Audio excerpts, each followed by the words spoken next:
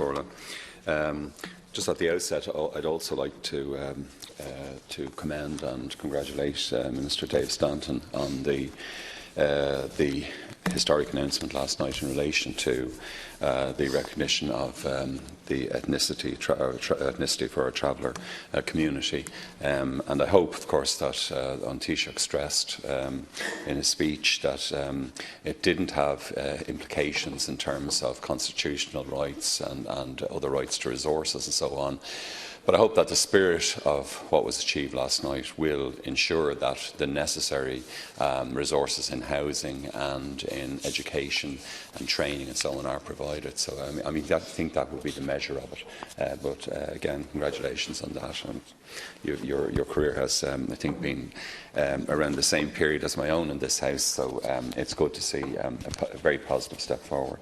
I'd also like to thank the Oireachtas Library and Research Service for their excellent briefing on this bill, and indeed my own colleagues in my own office who've helped me with it.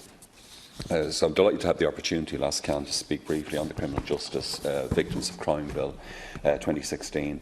It's a long overdue, of course, and needed to transpose EU Directive 2012/29/EU, and it will replace, of course, Council Framework Decision 2001/2020/JHA, and amends the 1998 Criminal Evidence Act, the 1993 Criminal Justice Act and the 1998 Court Service Act. Of course, it's approximately 16 months overdue, and it's interesting to hear that 11 member states have been reprimanded over this lengthy period that we haven't moved on this legislation. Victims, of course, finally will now have legally enforceable rights, and I suppose that's the core of what we're discussing today. I note that Marie MacDonald of the Victims' Rights Alliance said, and I quote, "For the first time, victims will have rights, and for the first time they'll be able to go to court to protect those rights." We've had a Victims' Charter, of course, since 2010, but it had no legal force, and as she says, this now has legal force.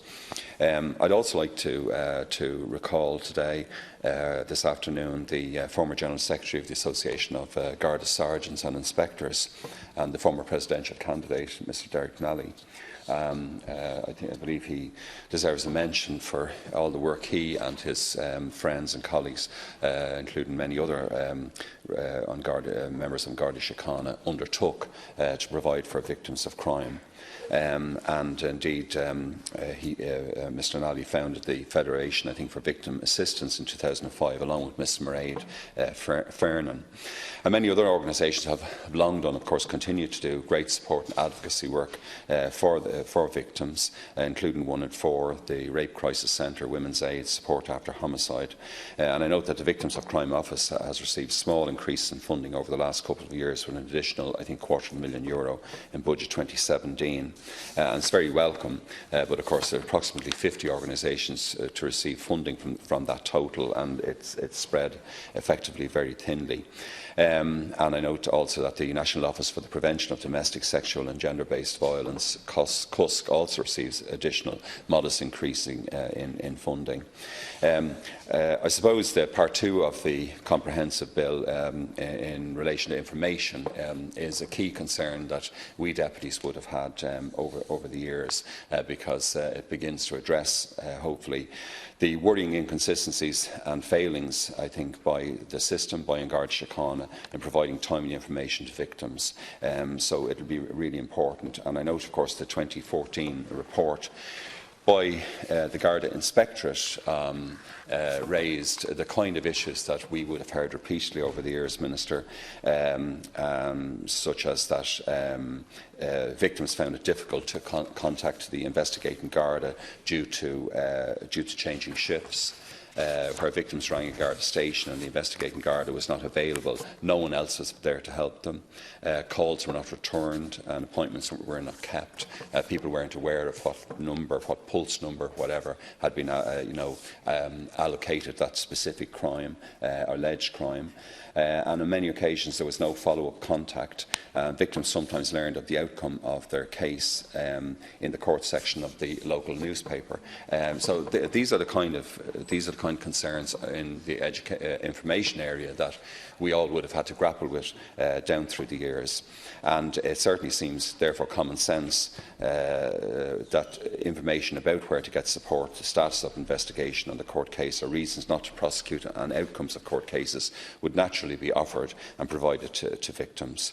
And as I said, unfortunately, the performance in the past has been very varied across the country, and victims have often felt desperately frustrated. Victim satisfaction, how Gardaí are engaging with them, often differs, of course, also, Lascan, depending on the type of crime involved, with those who are victims of heinous crimes such as domestic violence and sexual assault, sadly reporting lower levels of satisfaction than those who are victims of burglaries, for example. And I note when we had the discussion on the criminal law sexual offences bill recently, my colleague Deputy Shortall, our colleague, she called for the provision in that bill for those under 18 years of age to give evidence from behind a screen to be extended to everyone. So I welcome such provisions in the bill before us today in section 14, which allows for the identification of special protection needs and special measures to be extended to certain victims, and indeed that section 19 also, where the exclusion of the public is at the discretion of the court, and is also a valuable step forward because of the past clear evidence of serious intimidation of witnesses and of victims. So most importantly now, Lascan, we have a statutory definition of the word victim, and a bill that gives rights to victims, rights to information, support and protection, and for those reasons, first and foremost, I welcome the bill. And the definition, of course, of the victim is, and I quote, a natural person who has suffered harm, including physical, mental or emotional harm or economic loss, which is directly caused by an offence, and will also extend to a family member should the victim have died because of the offence, except, of course, where the family member concerned may be implicated in the cause of death. The Irish Human Rights and Equality Commission, in its review of this legislation, recommended, of course, that the definition of victim should be expanded to be fully in line with the directive, so that, and I quote, an individual may be considered a victim regardless of whether an offender is identified, apprehended, prosecuted or convicted, and regardless of the relationship between the offender and the victim, end quote. So, like yourself, Minister, I think over the years I've been contacted by many victims of crime who felt badly let down by the system.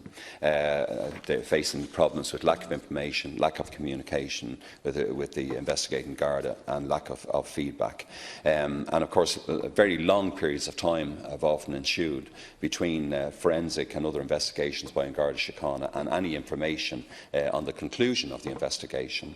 And then, of course, constituents have also raised grave concerns around the decisions of the DPP when a decision was made, in particular not to prosecute.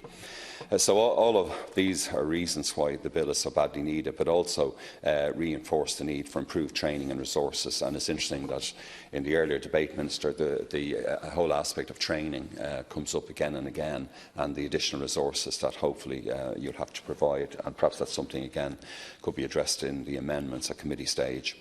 I welcome section 27, which provides for the right of, to make a victim impact statement by amending section 5 of the Criminal Justice Act 1993. And victims' voices, of course, are the most important in appropriately dealing with crimes and deciding on outcomes. Section 6, subsection 1, provides for the information to be given to victims upon first contact with an Garda Síochána or GSOC, including subsection E, which outlines the role of the victim in the criminal justice process. Ireland, of course, we have our adversarial criminal justice process, meaning the main role of the victim was historically regarded as the prosecution's witness, because the state takes the case if a decision is made to prosecute. So I think section 6, subsection 3A states that information should be provided, quote, as soon as practicable. But I believe that wording here in the committee stage, Minister, you might consider changing to something like, and I quote, without unnecessary delay, as recommended by the Rape Crisis Network Ireland in its observation on the bill. Another important point in that area, Minister, is one made by IREC about the various agencies that victims will be liaising with throughout the process, and the Human Rights Commission recommends there should be a minimum standard set regarding the manner and timeframe around communication with victims to ensure consistency across agencies. One of the things I think we've noticed over recent years and even recent events is the very lengthy periods in which crimes are investigated and then go through the court process. And I was just looking at statistics in relation to the bill from other jurisdictions, in certainly on the criminal courts. There's the Ministry of Justice stats bulletin from England, for England and Wales, and it does seem that it is a more much faster process in many cases than our system. And now we're obviously moving beyond the territory of this bill, but it is something I think which frustrates victims greatly. Justice delayed is justice denied, and you know, we read very often about decisions made on crimes that happened, say, this year in 2015. Or indeed maybe even in an earlier period, and it seems to be an endemic feature of the Irish legal system that justice is so slow and cumbersome, and I think that's something that we need to address. I've noticed, and I think a lot of people have noted, that civil law jurisdictions in particular seem to have a much faster process of carrying out an investigation and then proceeding through a court system.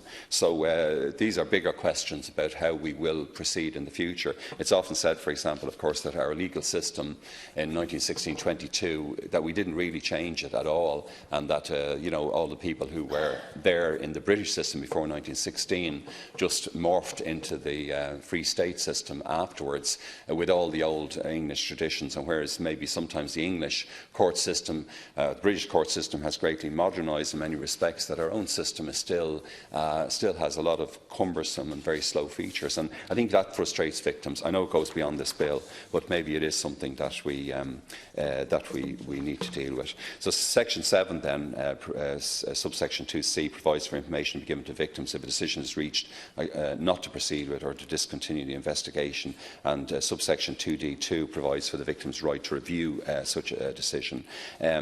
Section 7, and I think this concept of a review on such a decision in relation to DPP is another kernel of the dissatisfaction that victims often feel.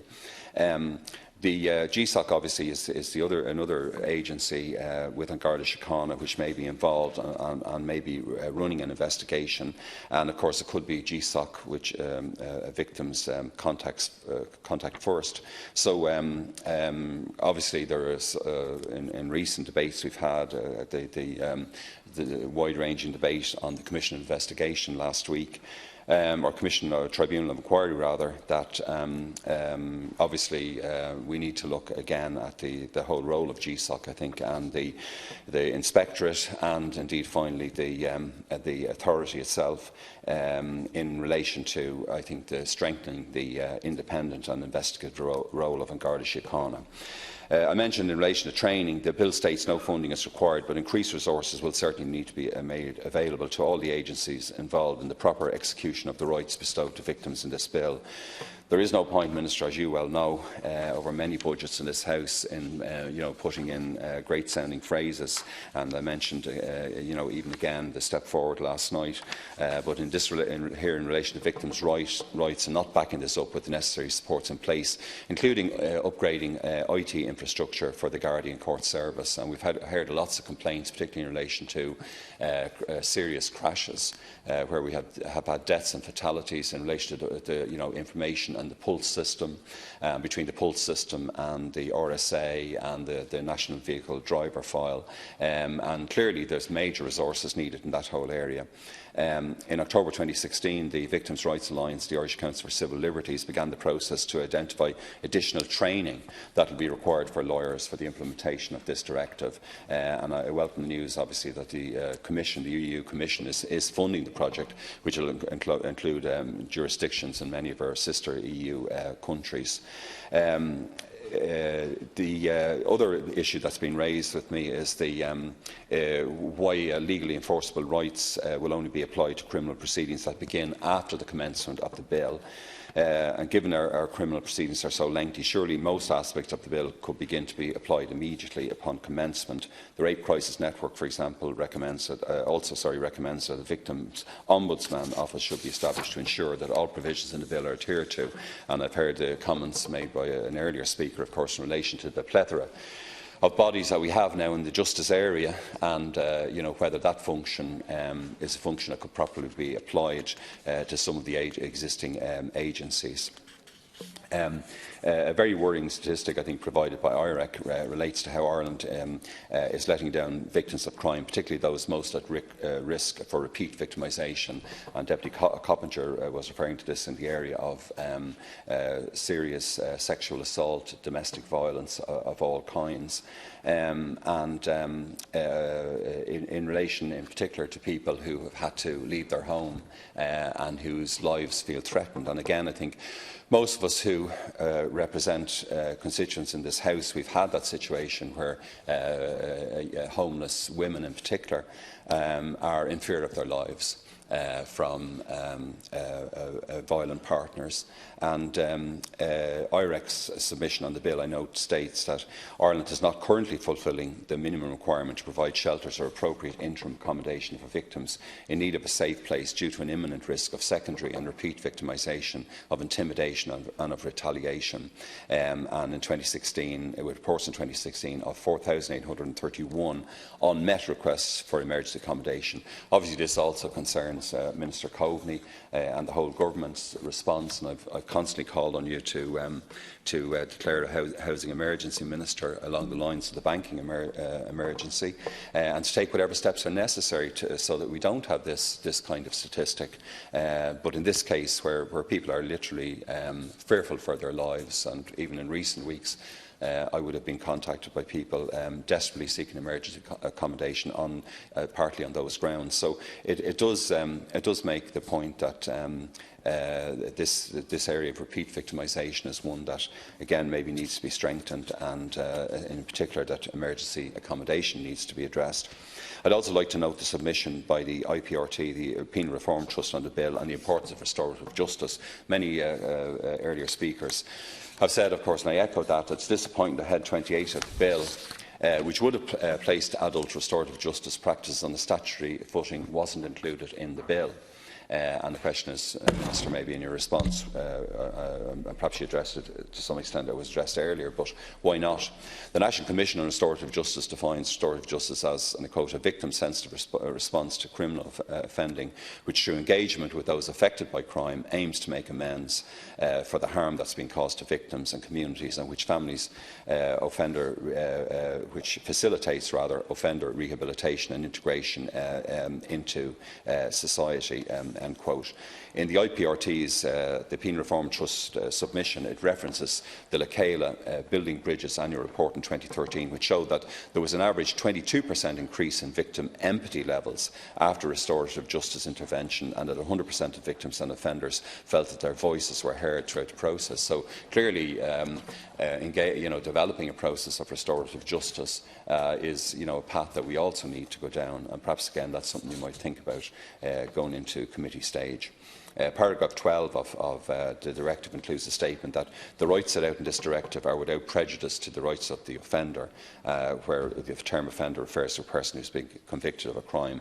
But it's also important to note that offenders, while imprisoned, may also be victims of crime and may constitute vulnerable persons, and so would also have rights under this bill.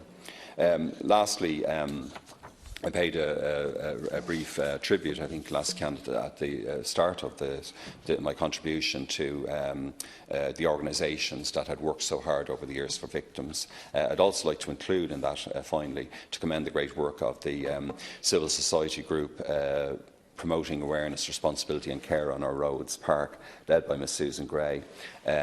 Park produced and disseminated an excellent information guide entitled Finding Your Way, which is also shared on Garda Síochána's website. And this free information, of course, is a guide for families of victims of fatal and serious road traffic collisions, road traffic, I suppose, violations of road traffic law.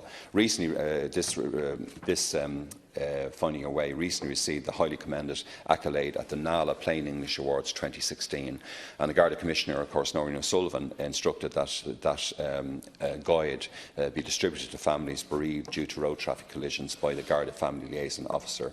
And the guide takes families, of course, through their rights and is exactly the type of tailored crime-specific information required by this directive to be provided to victims of crime. So in general, I welcome it, and some of the points I've raised, Minister, I'd be happier with my colleagues, Deputy Daly, Deputy Wallace, come back at committee stage and to try and improve the bill. Thanks, Councillor.